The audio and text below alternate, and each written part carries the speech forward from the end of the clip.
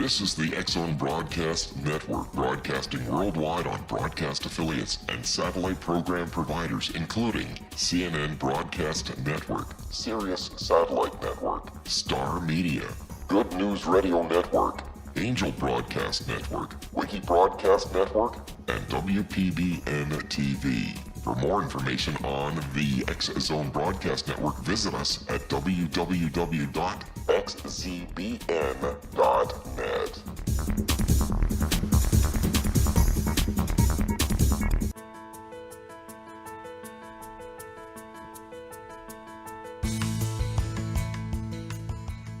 Hi, curious minds out there in Radioland.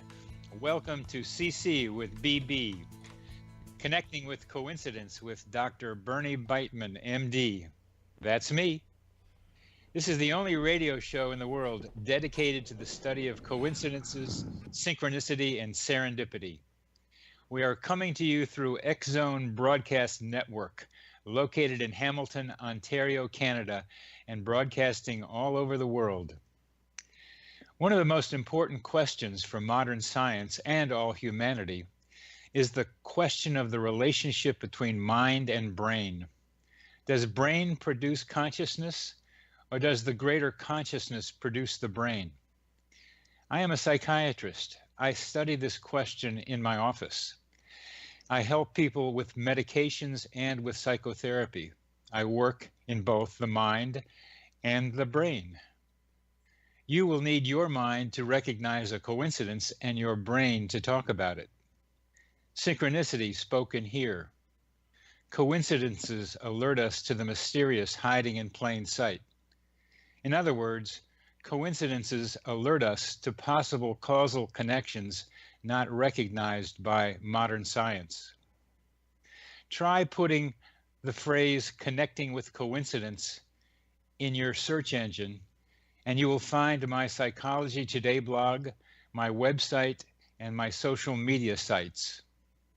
And would you like to know how sensitive to coincidences you are? Take the Weird Coincidence Survey on my website. Today we will be talking with John Townley.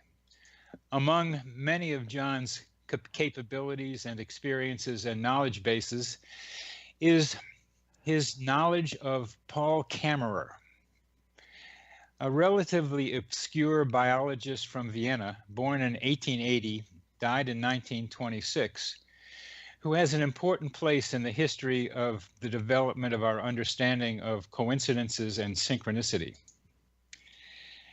Paul Kammerer has an interesting history, one that I think we will be talking about with John, especially in relationship to Carl Jung's ideas about synchronicity. Kammerer spent hours sitting on benches in various public parks in Vienna, noting repetitions among the people who passed by. He classified them by sex, age, dress, whether they carried umbrellas or parcels, and by many other details. He did the same during the long train rides from his home to his office in Vienna, and tried to understand not particularly the meaning of some of these coincidences, but only the fact that they were repeated. He studied repeated sequences of numbers, names, words, and letters. Two examples can illustrate this thinking. His wife was in a waiting room reading about a painter named Schwalbach when a patient named Mrs. Schwalbach was called into the consulting room. A second example involved his friend Prince Rohan. On the train, his wife was reading a novel with a character called Mrs. Rohan. She then saw a man get on the train who looked like Prince Rohan, and later that night the prince himself unexpectedly dropped by their house for a visit. These are not uncommon coincidences, but Kammerer was trying to do something with them, trying to consider the possibility of their origin.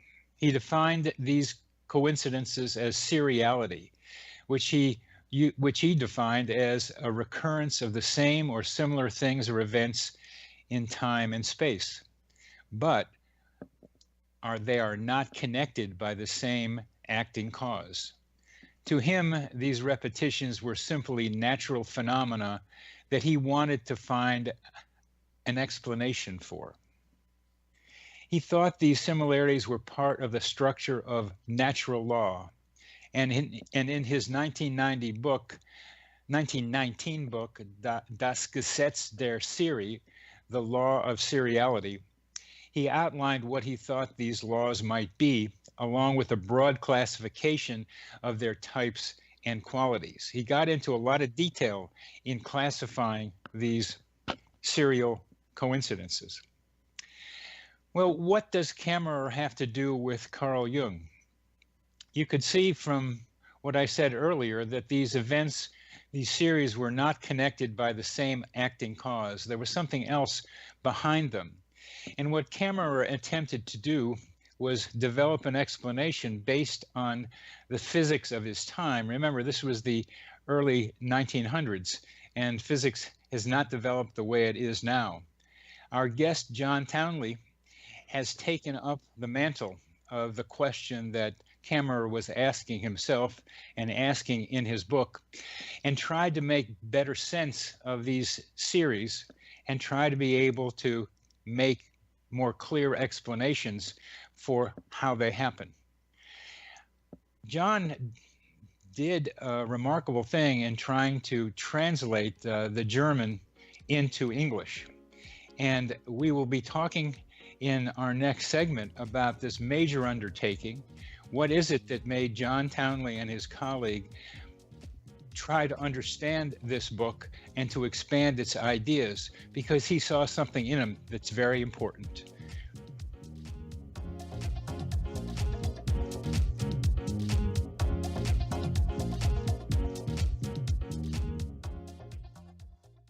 Hi everyone, Rob McConnell here, and I wanted to spend a moment on internet streaming. Everybody has heard about internet streaming, but not many know much about it. Did you know the internet streams just about everything? Movies, From new releases to old classics, TV shows, almost every show, every episode, and much more. But the question has always been, how do you do it? Well now, thanks to the folks at 123 Ready TV, I have the answer for you. They have developed a simple program app, 123 Ready TV, that you install on your Windows PC, Android smartphone, or Android tablet that can have you streaming like a pro in less than 5 minutes. You truly won't believe how much is available or how easy it is to do until you try. And for a one-time cost of only $19.99, this product is a real winner. To learn more about 123 Ready TV, visit our website at www.xzbn.net.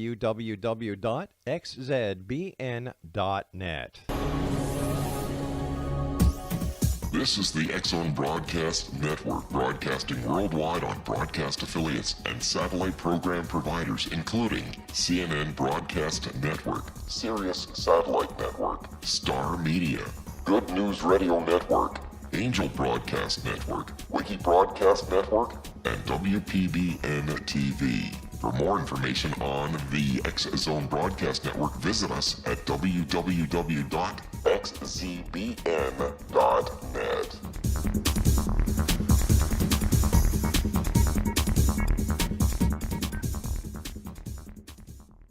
How would you like to be able to read other people's minds? Well, the next best thing is here. When you know how to read a person's name, you know how the person thinks, feels, and behaves. Each letter in our name holds a key to unlock our true essence. Our name contains both our gifts and challenges in this lifetime. Mnemology science discovers personality secrets hidden in the placement of the letters of our names, including the first and last impression people remember about us. Sharon shows us how to interpret the arrangement of letters as outlined in her book, Know the Name, Know the Person. Sharon Lynn Wyeth created mnemology science after 18 years of research and testing her theories, and has supported thousands of people around the world in understanding themselves and others better. You'll enjoy Sharon's unique teachings as she shares her system to learn the gifts behind your given birth name. Even if you don't like your birth name, there are jewels in this book. If you're thinking of changing your name, ready to name your child, or wanting to get along better with others, this is the book for you. If you'd like to improve your relationships and change your life for the better, get the book today, Know the Name, Know the Person, or visit www.knowthename.com. That's www.knowthename.com.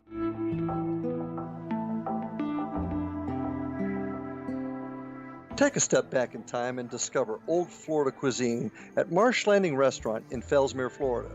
Enjoy delicacies such as frog legs, gator tail, catfish, and swamp cabbage, or enjoy the more traditional cuisine such as hand-cut Angus steaks, ribs, and seafood. Join us for breakfast with a southern flair featuring sweet potato pancakes, biscuits and gravy, and much more. Planning a party? Marsh Landing's private dining rooms can accommodate groups from 8 to 80 people.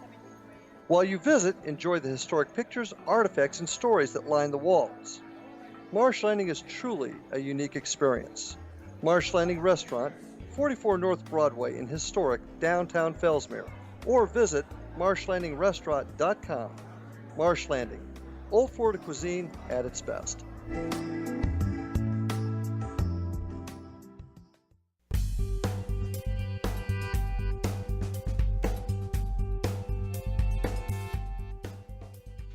Welcome back to CC with BB, Connecting with Coincidence with Dr. Bernie Beitman, MD, the only radio show in the world focused on the study of coincidences. And we have as our guest today, John Townley, who has taken up the mantle of Paul Kammerer in the study of seriality as a subset and a reflection of major ideas about how coincidences work. Welcome to the program, John. Hey, thanks, Bernie. Pleasure to have you here. Delighted. I've read some, not all, of your translation of Das Gesetz der Serie, and what drove you to undertake this major work, the translation? You could say underlying it, perhaps there's a piece of seriality involved in that. Actually, Paul Kammerer and I share the same birthday, August 17th. But that might be, in his words, an underlying piece that you wouldn't have noticed until later, which, of course, I didn't either. Actually, what got me to thinking about it, I had back in the late 60s, a couple of very intense visions that showed how science and religion and so on and so forth were, in fact, one piece of, united piece of physical reality. And I was sort of on a quest to find out, how to articulate that. And I was in the business at that point of I just gone from the music business into the astrology business, and becoming a technical astrologer, more of a theoretical one, which is what I am today. And I found that you have a blog called Astro Cocktail. Yeah, it's my website. Yeah, it says regular articles and so on and so forth. We don't have a daily blog on it. Okay, but it's your website. Yeah. So that's what you do. That's your major occupation now. Right now, yeah. Please go back. I'm sorry I did interrupt. I wanted to make sure our listeners knew that you had this website that's quite useful. Yeah. Please continue about how you got involved with Paul Kammerer. Sure. I had read at that time, because that was when it came out in the middle to late 60s, Arthur Kessler's The Roots of Coincidence, and he mentioned Paul Kammerer there. Yes. And in his description of that, I said to myself, here's somebody that if I could ever get hold of what he said, is really onto the approach that I wanted to do, which was that these are not artifacts of the imagination. These are not part of another spiritual world interfering with us. These are not artifacts of demented brains. These are just manifestations of reality that we don't see clearly enough to identify them as such, that they're part of the rest of the laws of nature. And that had been my concept to begin with. And here's someone who had done it all and written a whole book about it called Das Gesetz der Serie. So it wasn't until Kessler wrote the Midwife Toad, which was his short biography of Kammerer, that I found out a lot more about Kammerer. But still, it was not translated, so you really couldn't all you could address was Kessler's version of whom Yes. whom he thought camera was, which was kind of put through the lens of Jung, which Yes. is the wrong lens to put it through. He was kind of skeptical of Jung too, I think, but I always felt the same as you, as reading about the midwife toad and the roots of coincidence, that there had to be some way to get to Paul Kammerer, and you were the way I could get there. Right. Well, that was it. And here he was with his major book, and it was all in German. And it wasn't, and you couldn't get one at that point. I mean, this wasn't the days of the internet when you could just get practically anything that's been published out of copyright just in your lap. And finally, I was dealing for other reasons in astrology with a couple of Robert Schmidt and Ellen Black, and she found out that she could get this on a library loan, and he knew enough German to translate it. At that time, he was his major endeavor was theoretical algebra, history of algebra. He was at St. John's University, and that was what he was writing about, was the history of mathematics. And he said, this would be fascinating, let's look at it. And he was able to translate it, and together we looked at the ideas and tried to put them not both in context of the time, which was it's 1919, the same time as Einstein's second theory came out, and it was a time of changing from basically Newtonian views of the world to Einsteinian, but not yet quantum, all of which people tend to have stirred into the pot now, which from Kammerer's point of view that weren't available. So he was looking at physicists like Boltzmann and other, and actually Poincaré and various other folks from that period who were doing advanced studies in how mathematical series happened in fluids, in other branches that had of physics that had direct mathematical measurement and application. So he. Would you define a mathematical series just briefly, please?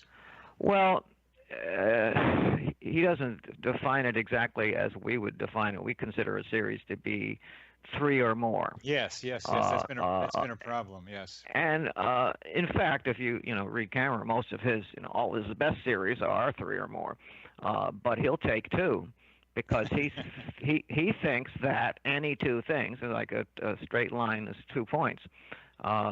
It's all it takes. He figures that if there's 2, there's probably a third, and at least it's worth investigating, and that's why he does that. If 2 things happen and you notice them and they were out of the ordinary, then maybe you had something here you're noticing that is sort of coming in from left field, and you should take a second look. And this is what an animal does. This is what your normal span of attention does. You see something out of the corner of your eye and you look. Up, it's nothing. Or, oh my God, that's the lion that's coming to eat me. And the people who had good peripheral vision reproduced, and the people who didn't or didn't pay attention to it didn't. And that's partially how we're here today. So there's an absolute evolutionary context in this. And of course, Kammerer that was his whole life. This exploration of seriality was a new thing for him. He was a biologist and a sort of the last of the Lamarckian biologists, and that's what got him into trouble, because he could find things that you did to an animal, and it would reproduce, and those characteristics would turn up again.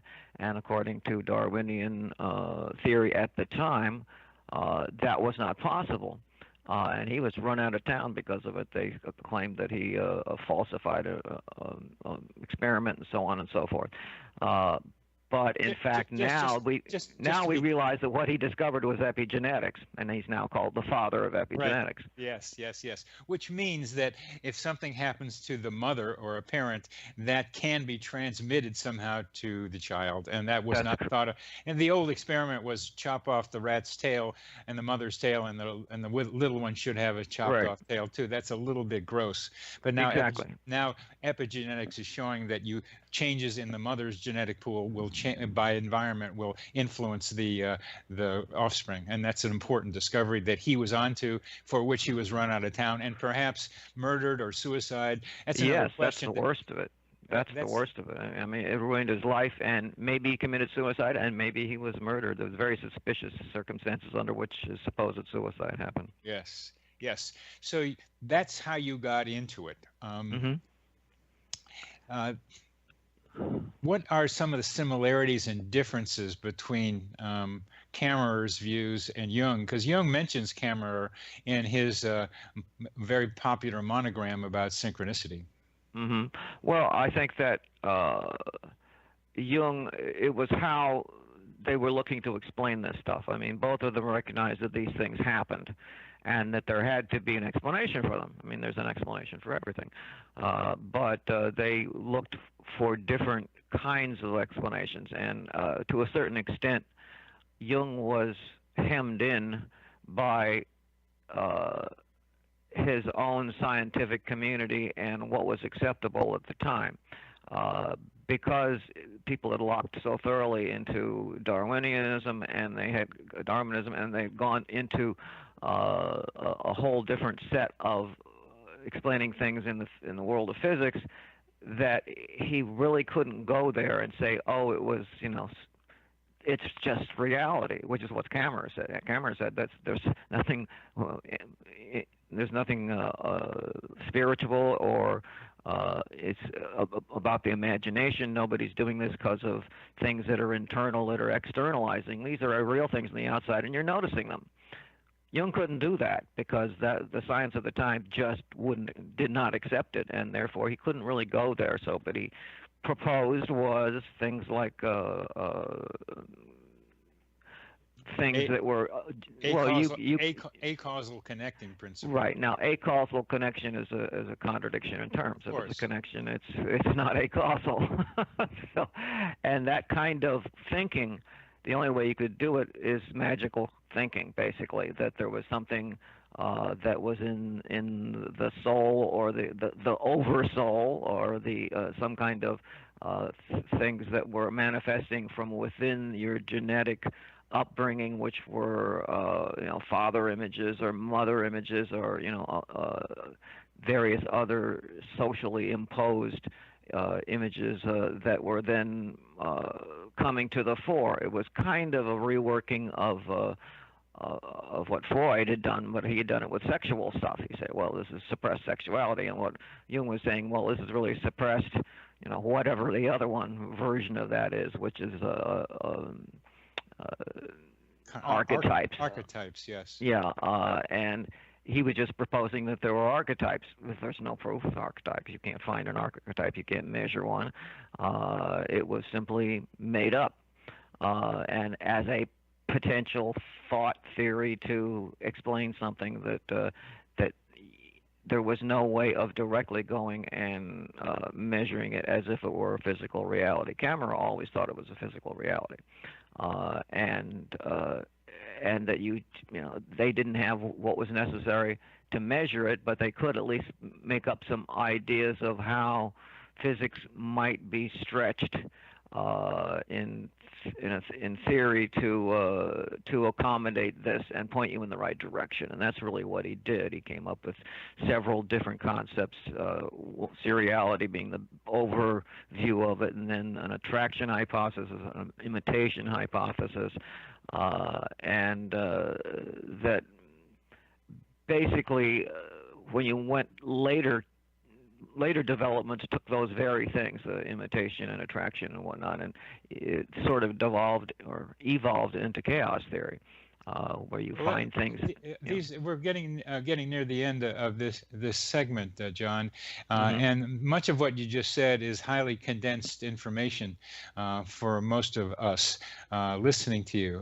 There's the evolution into chaos theory, something that will be very interesting to me. But we need to be able to define some of the terms as we move along. Sure, go ahead. And one of the problems that I think we might have might get around is giving some examples, as well as recognizing your perspective as these things are out there. So we'll get Right. back to the explanations in our next segment. Sounds good.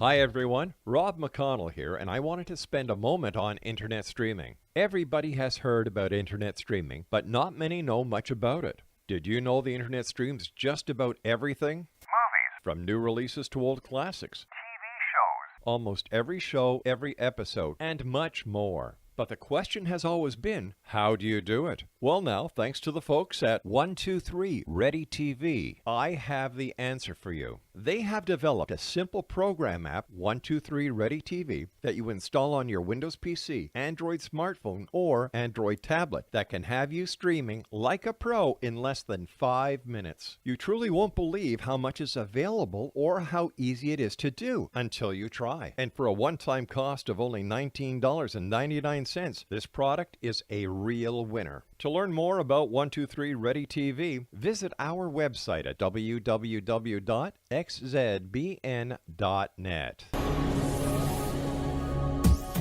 This is the X-Zone Broadcast Network, broadcasting worldwide on broadcast affiliates and satellite program providers, including CNN Broadcast Network, Sirius Satellite Network, Star Media, Good News Radio Network, Angel Broadcast Network, Wiki Broadcast Network, and WPBN TV. For more information on the X-Zone Broadcast Network, visit us at www.xzbn.net.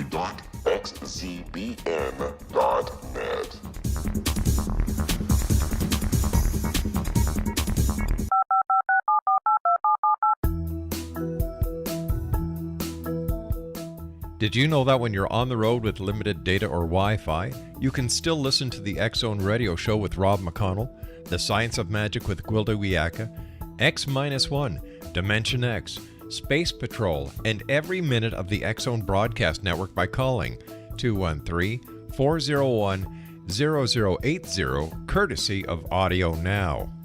No smartphone, app, or internet needed.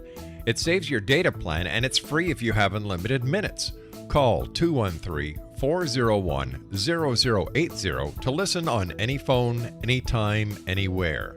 Remember 213-401-0080 for the best of the paranormal, parapsychology, and sci-fi radio programming anywhere, 24/7, 365.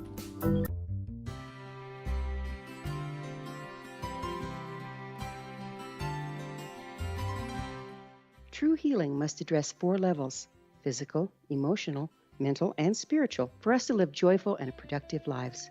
We tend to treat 3 of the 4, leaving the spiritual languishing.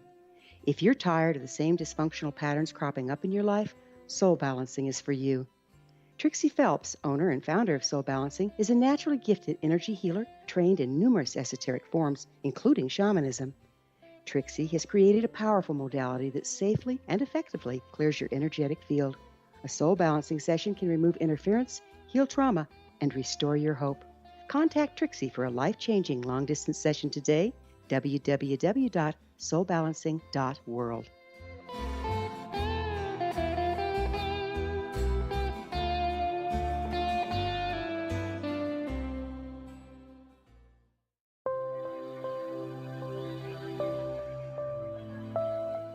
There's a legend shared by many indigenous cultures of a time when the nations were cast to the 4 corners of the world. Each nation was given a body of sacred knowledge that held a different portion of the truth to preserve. True reality could not be known until all the nations reunited, combining the information. If a single one was missing, the world could not be reborn and darkness would prevail. The Science of Magic Radio is dedicated to reuniting the sacred knowledge. With the understanding, none of us has all the answers, but together we can open new perceptions and possibilities. Through our combined vision, the world can be reborn into a place where darkness no longer prevails. Join me, Gwilda Wiyaka, and the Science of Magic daily on the X Zone Broadcast Network, xzbn.net, or visit us at thescienceofmagic.net.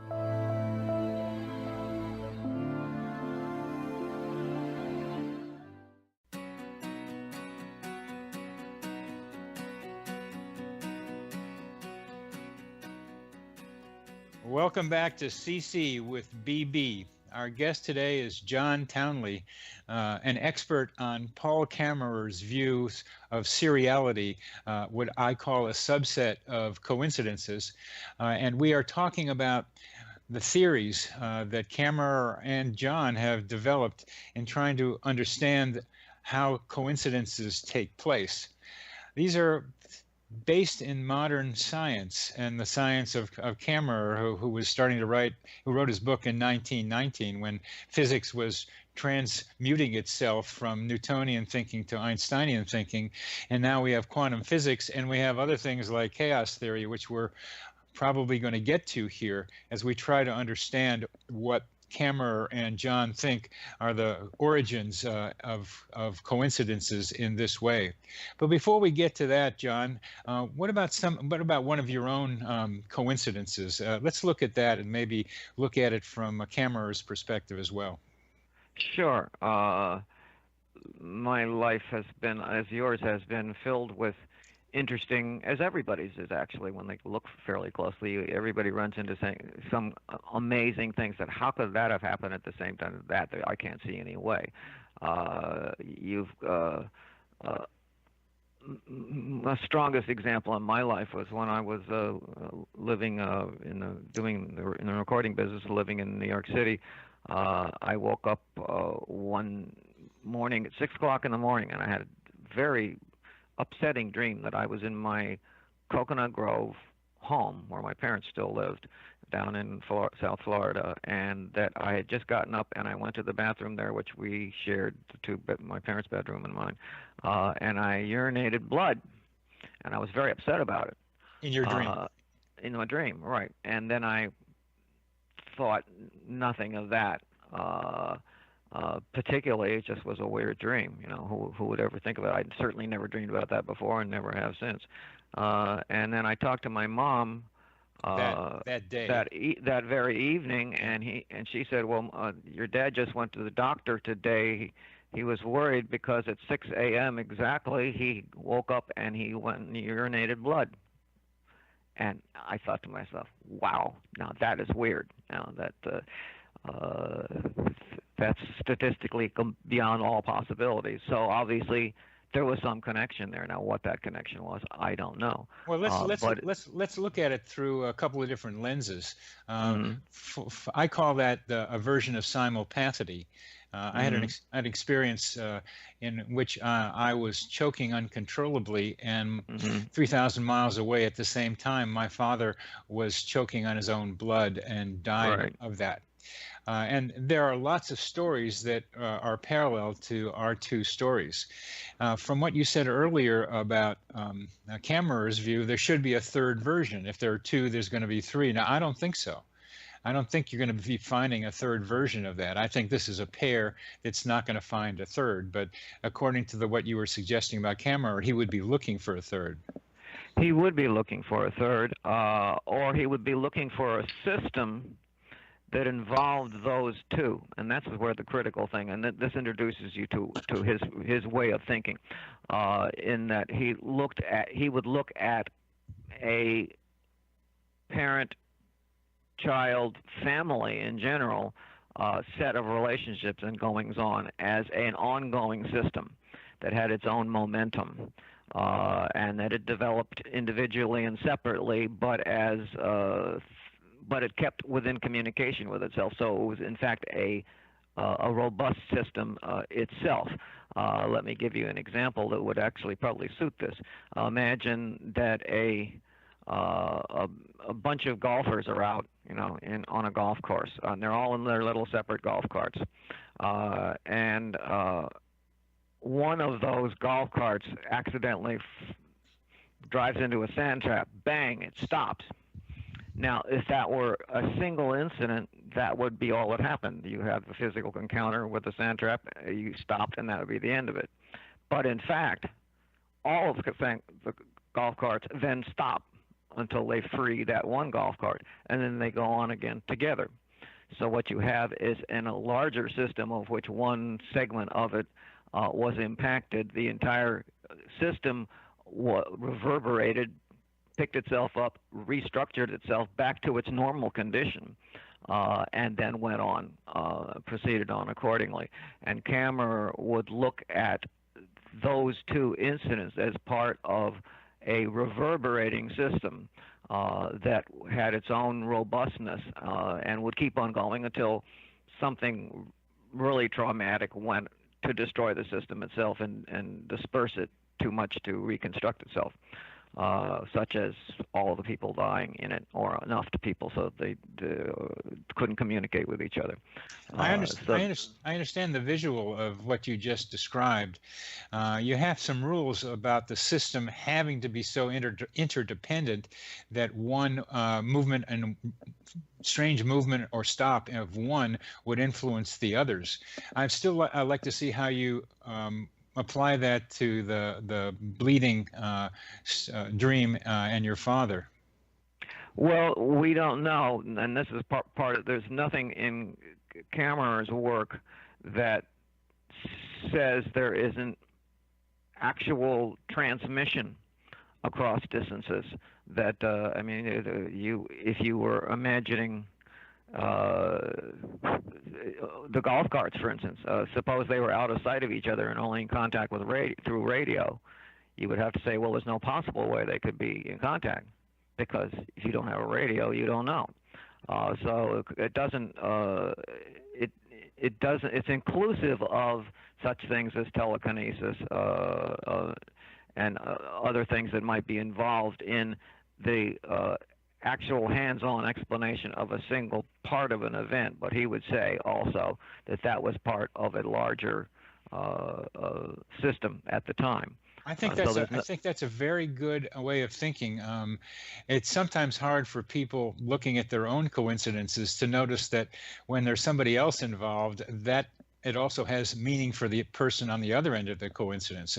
It's kind of hard for people to get out of their own minds. And what you're doing through Kammerer is suggesting that we not only look at the two people involved, your father and you, but also the family system that you're in, and just start raising questions about how that system may have influenced what I would call a telepathic-like communication. Right, absolutely. Because I think a great deal, the problem of being in the areas of Forteana and anomalies in general is that there's an awful lot of stuff that is. Kammerer is not trying to make a causal explanation of everything. He's simply trying to make what the inclusive how things work as inclusive systems and how they resonate as inclusive systems, whereas the individual transmissions could be explained in any number of different ways. Okay.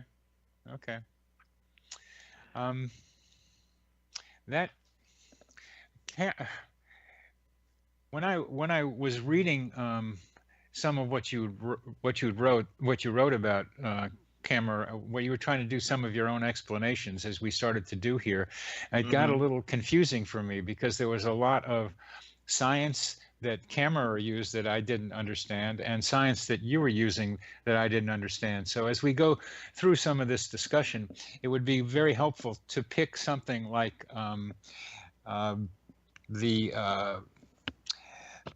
amazing coincidences of the two soldiers that Kammerer described, who had the same name and had the same description, and in other ways were very similar in World War I, and try to explain how how a series of like 5 or 6 similarities. I call it kind of the word doppelganger is the word I use for people who have the same similarities but are not at all related to each other. Right. To begin to explain how more than just a pair like you with your father can be explained. And part of the reason to wonder about that is to maybe introduce you to Gary Schwartz. Are you familiar with his work? No, I'm not. He's just come out with a book called Super Synchronicity, and they involve series of more than 6 or 8 coincidences. And I'm talking with a person who has had maybe 1,000, a series of 1,000 monkeys showing up in various symbolic forms in her mind. So this is seriality on steroids. This is going really further than what Kammerer did. And so bringing in some of Kammerer's ideas to apply to long sequences would be very, very interesting and helpful to us. Well, one of the things that is problematical, and this is where I had to sort of go ahead, in fact, even beyond what Bob Schmidt was willing to go along with in trying to extend Kammerer's approach, is when you get to the kind of oddly temporal series, the simultaneities that seem unconnected, that are one of the main features of coincidence and seriality in general, of which Sheldrake mentions many. I mean, one of the really good examples Sheldrake puts forth is the tits, the birds in England, who in one area learned a song, and in another area completely untouched learned that same song. No way they could have wound up with that same song. That song was in the air somehow. Yeah. The same thing with people. If certain sets of people will learn something in New York, a second set of people can learn the same thing faster in L.A. In other words, there's a larger context in the atmosphere that can be either looked at as just a thing itself, or a series of interconnections that would be able to cause it. A good example is that, when somebody invents something, somebody else invents the same thing down the line, and only one of them gets the money for it. Right. In fact, I mean, how many people invented the telephone, and only Alexander Graham Bell got the money. Right. At the same time, the concertina was invented by several people at the same time, and only Wheatstone got the credit, and so on and so forth. There's a slightly interesting distinction between simultaneous discoveries and ease by which another group learns a song developed by somebody else. I think they're related. But one is the birds learn a song, and the birds someplace else pick it up faster, so it increases their capacity to learn. The simultaneous discoveries, which include the telephone and calculus and numerous other things, look like they happened around the same time and weren't that influenced by each other the way the second group of birds might have been influenced by the first. No, the first of all, they weren't discoveries; they were inventions. People made it up, and the same with the songs. They made up the song, and therefore, whether they were making it up, whether the creative process is part of that, which they were picking up this kind of pattern, and somebody else 500 miles away picked up the same pattern because it was evolving in the atmosphere. It could be for reasons that might be step-down reasons from the atmosphere literally itself. Well, give you an example. Give you an example very quick. We're near the end of this segment, and the atmosphere I call the psychosphere. It's our mental atmosphere, and maybe we can get into some of that too in our next and final segment. Very good. Okay, Thank you. sure.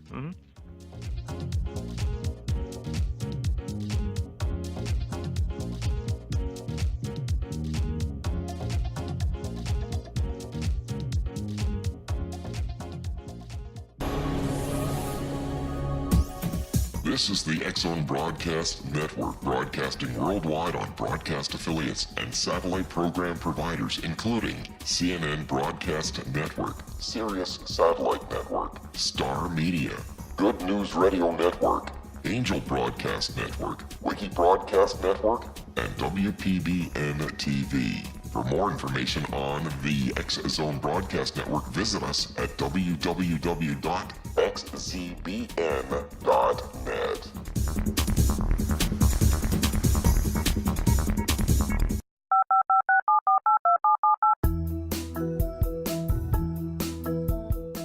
Did you know that when you're on the road with limited data or Wi-Fi, you can still listen to the X-Zone Radio Show with Rob McConnell, The Science of Magic with Gwilda Wiyaka, X-1, Dimension X, Space Patrol, and every minute of the X-Zone Broadcast Network by calling 213-401-0080, courtesy of Audio Now. No smartphone, app, or internet needed. It saves your data plan, and it's free if you have unlimited minutes. Call 213-401-0080 to listen on any phone, anytime, anywhere. Remember 213-401-0080 for the best of the paranormal, parapsychology, and sci-fi radio programming anywhere, 24/7, 365.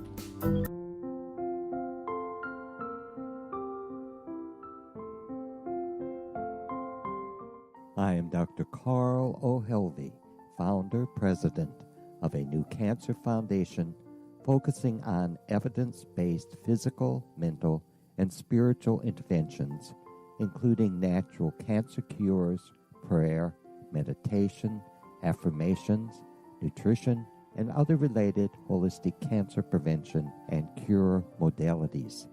These are used in cancer education, research, and financing care. I ask for your help to continue this important work by donating at www.holisticcancerfoundation.com.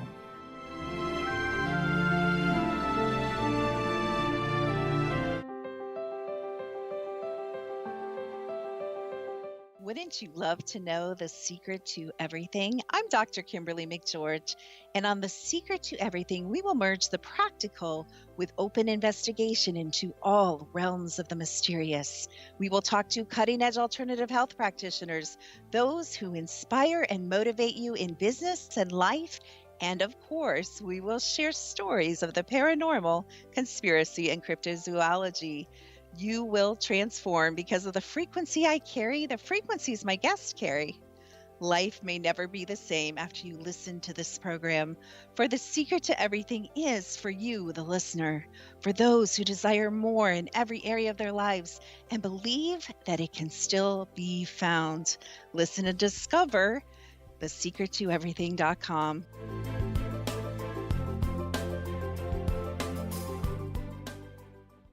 Little children aren't the only ones afraid of the dark. Millions of soldiers return from war zones with PTSD, anger, frustration, fear, and loneliness, much of which surfaces during the darkness of the night. You have the chance to change the lives of these American heroes. Songs and Stories for Soldiers.us provides free MP3 players for these men and women. With a list of 3 million songs in 16 different styles, 100,000 audiobooks, and 30,000 old-time radio programs, every veteran can find something to soothe and comfort them at no cost. All our players contain an 8-hour audio program designed to help veterans fall asleep. With 1,500 plus vets now participating, it's our goal to deliver 10,000 audio players this year. Go to our website at songsandstoriesforsoldiers.us. Help us help a veteran make it through the night.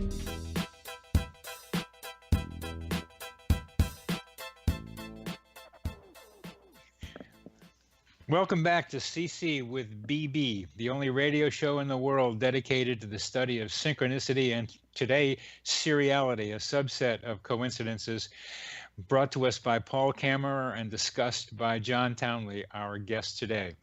We're talking about simultaneous discoveries, which John has just corrected me to say inventions. And that's a fun difficulty to get into, a definition to get into, and that somehow we are existing in an atmosphere which I call the psychosphere, our mental atmosphere, in which ideas and energy are exchanged between us and the atmosphere, and through us, that atmosphere influences other people, and we influence other people through it. Totally agree. Totally agree with that whole concept. Well, And I think a camera would have as well, although he didn't put it that way, mainly because where the biological meet the physical is that biologically you're geared to notice things that are really strong coincidences. You don't notice if it's a half coincidence. If you met someone with only half your name, it wouldn't seem weird. Or maybe you met someone that had your middle name and your first name, and you wouldn't think it's weird. But you see all three, and then it's weird. That your horizon of what's important has been breached at that point, and you notice it. And that's what. And at that point, we start calling it a coincidence. But Kammerer has been calling it a series that's been buried all along anyway. And when it rises to the level of our notice, we call that so both we are inputting to it. Because we're noticing it, and the background structure of whatever, which can be simple sound structure or wave structure in the atmosphere. The good example I was going to give you earlier, because he used a couple examples of the whole part of noticing tunes and noticing notes and pitches, which you often find, we have not only do you have people get radio through their teeth, you will often find that you are humming a song, turn on the radio, and there it is, at the very phrase that you were singing at that point. Yes. Or that's a common coincidence.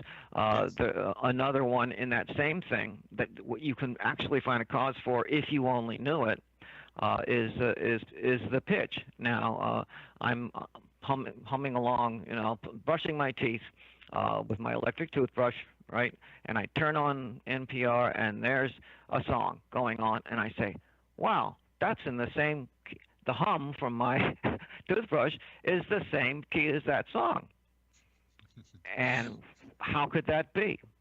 Is that a total coincidence? Well, sort of, because there's only so many overtones available in a set of 12 tones, but also because that toothbrush happens to be in tune to B flat.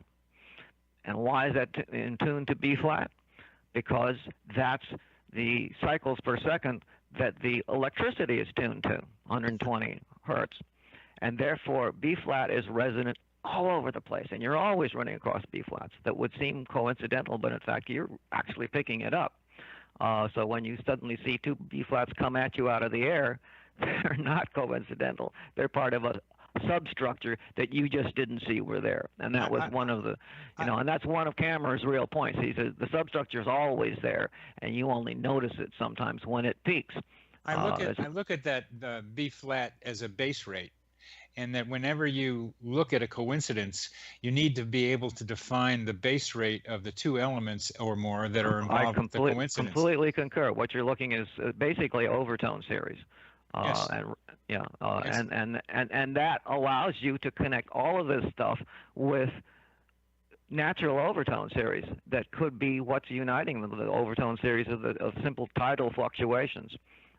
Which have been there for a long time, and they're resonating even if that tide isn't happening at the moment. You're still in that, even though that's a very low pitch. These overtone series is going right up to your level, your bandwidth right now. Therefore those. Are you then saying, to translate this into terms at least maybe simpler, is that Kammerer and you are trying to make sure we understand the base rates of the events that we're comparing the coincidences by? Yeah, I think so. And this is one of the reasons, I've been trying to integrate it into astrology, because the real baseline of astrology is the frequency rates or gravitational variation from the tidal effects of the sun, moon, and the planets, and those are regular pitches that are happening at a much lower. They're the bottom of the band. They're the bass sub bass woofers. But that frequency is reflected in overtones that goes all the way up to beyond our hearing pitch above. And on each bandwidth, whether it's light or sound or beat, rhythm itself, everything reflects itself and by octaves. In other words, if you take a beat, tap, tap, tap, tap, tap, tap, tap, that's 60 beats per second, and you double that, 4 times by octave, and suddenly you get a note. Yeah. It's not a beat anymore. It's a note. Yeah. You double that electromagnetically up until you reach the several million times a second, and you have light. And the light has the same sets of bandwidths. So what you're seeing is depending on what particular scale you're operating at, you have these basically cross-reflecting background resonances, and that's what ties them all together. Now you're bringing up indirectly the Schumann resonance. Have you gotten into that? Yeah, that's one of them. I mean, there's the problem is that problem of resonances in general, originally coming from the sound and recording industry, is that there are so many variations. One of the reasons that the people had problems with connecting the moon with the tides, because although the tide goes up and tide goes down according to the moon, it down that here at Seacliff and Long Island, you go down to the tip of Long Island, it's 12 hours difference. So, hey, that can't be connected because there are different things. Well, what they're connected by is the fact that that water has to roll down the Long Island Sound in order to get to you, and it takes 12 hours. So those are the kind of things that are interfering with the basic sound or wave generators. And the same with the places, they may cancel each other out. You go to the South Pacific, and that big ocean ought to have gigantic tides, but you're out in Tahiti, and there is no tide. So you're still in the music business when you got into astrology, aren't you? Oh yeah, I was. You bet. I mean, you're still using ideas from music. Yes, and I still am. Yeah, that's what it looks like. You're talking about waveforms and how they reproduce each other and how they cross with each other and reinforce each other. And somehow, in our last 4 minutes or so, how is seriality related to astrology? I think that they're both based on a fundamental set of structures that you only notice, as in you notice the qualities people have or the events that seem to happen when Mars goes over the ascendant, or Mars is rising, or the moon is full, and you say, oh, well, I really noticed that, and the rest of the time you're not really noticing it. That's seriality. The rest of the time, the structure is still going underneath, but it hasn't reached your horizon of notice that makes it seem important enough for you to say, oh, there's something there, and that makes it extremely difficult to test it statistically, because it's not about statistics. It's about a given observation at a given spot. And that varies. I mean, if you wanted to do a statistical thing on tides, you couldn't prove the moon caused the tides. And that's the problem of people who try to test astrology statistically, because you're looking at the actual substructure in an actual place in an actual time. And unless you view that by itself, you're not going to get any results. But as an organism, that's how we view it. So we notice this stuff. Whereas you start mathematizing it and stretching it out like an insurance company, and you don't notice what's actually happening to you at the time. And there's a subjective element to all of this. There absolutely is. But what Cameron was trying to say is that there's a subjective element that makes you notice. The other element that people deny, people say, well, it's not, it's just subjective. And that's, most debunkers will tell you, oh, it's really just your mind that's doing it. And yes, your mind is finally noticing it when it gets that specific. Otherwise your mind was missing it because it was there all along. Yeah. And that's Kammerer's point, that there is a lawful structure going on that people are noticing when they start noticing the series that come close enough for them to see. So there it is. So there is an external reality separate from our subjective experience. Completely, yeah. We overlay our subjectivity because that's how we survive. Is to notice the things that are relevant to us, or that could be relevant to us. And we check it out and we say, no, it's not relevant. But it has to get to a certain threshold for us to invade our consciousness. To invade our consciousness enough, because we don't have time to see the whole structure all the time. Well, we're getting near the end, but your view of it is that of all this is that there is an external reality separate from our subjective experience of it. Absolutely, and that was Cameron's, and that's what my original one is, and that's why I love Paul Cameron, because that was he was taking it from there, and it's not denying that you have your own interpretations of it, but that you're not making it all up. You're just noticing it. And it's not even created by you either. It's just noticed by you. That's right. And that makes everything natural. That makes it all natural. That is Completely. very different. That is very different from Carl Jung, for sure. Exactly, and that's why I'm not. That's why you're not a Jungian. That's why I'm not a Jungian. A lot of astrologers are, and they don't really know what they're talking about. But at any rate, you can see there's a lot more. There's another thing, we have to end here, John. I'm sorry. So thank you very much for being on the program with me.